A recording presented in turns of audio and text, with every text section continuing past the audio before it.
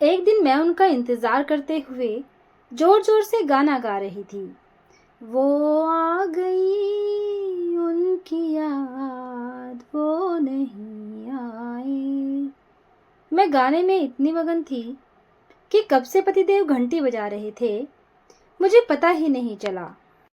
और वह गुस्से से खिड़की से बोले, तुम मुझे इतना याद कर रही हो तभी मैं चला आया, दरवाजा खोलो तभी तो अंदर आऊं। यह सुनकर मैं शर्म से लाल हो गई। मैं शादी के बाद संयुक्त परिवार में ही रहती हूँ और विवाह के बाद मैं व मेरे पति में झड़प इसी बात को लेकर हो जाती थी कि हम दोनों एक दूसरे को समय नहीं दे रहे हैं और पहले की तरह यानी विवाह के ठीक बाद न बाहर गए हैं न ही साथ में बाहर खाना ही खाया है। पर हमें जल्द ही समय मिल गया। बाबूजी व माँ तीर्थ यात्रा को निकल गए और बड़े जेठ जेठानी भी किसी विवाह में 3-4 दिनों के लिए चले गए। छोड़ गए हमें 5 वर्ष के बेटे टिंकू के साथ, क्योंकि उसके इम्तिहान सर पर थे। एक दिन टिंकू खेलने गया हुआ था। मेरे व इनका अचानक मूवी का प्रोग्राम बना और ये जल्दी से बाथरूम में चले गए। अचानक बाथरूम से इनकी आवाज आई कि टॉवल देना भूल गए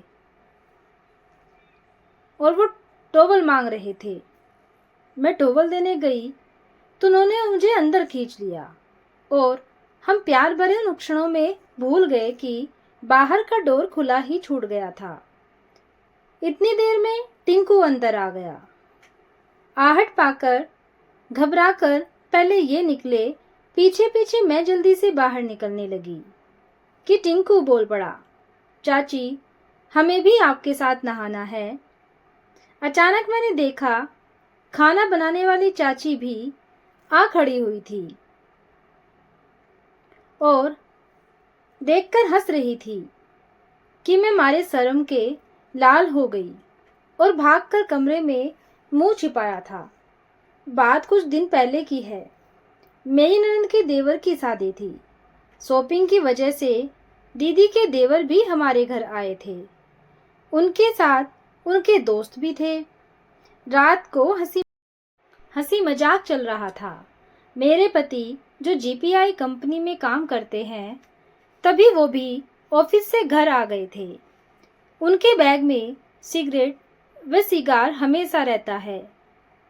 मेरे पति उनसे सिगरेट ले रहे थे और दीदी के देवर मुझे चिढ़ाकर बोले, भाभी आप भी पी लो। मेरे मुंह से अचानक ही निकल गया कि हम तो रोज पीते हैं। मेरी बात को सुनकर वो लोग जोर जोर से हंसने लगे। लेकिन जब मैंने अपनी बात पर ध्यान दिया तो मैं शर्म से लाल हो गई और वहां से चली गई। दोस्तों, कैसी लगी आपको ये छोटी सी कहानी? कमेंट करके जरूर बताना। कहानी को पूरे सुनने के लिए धन्यवाद।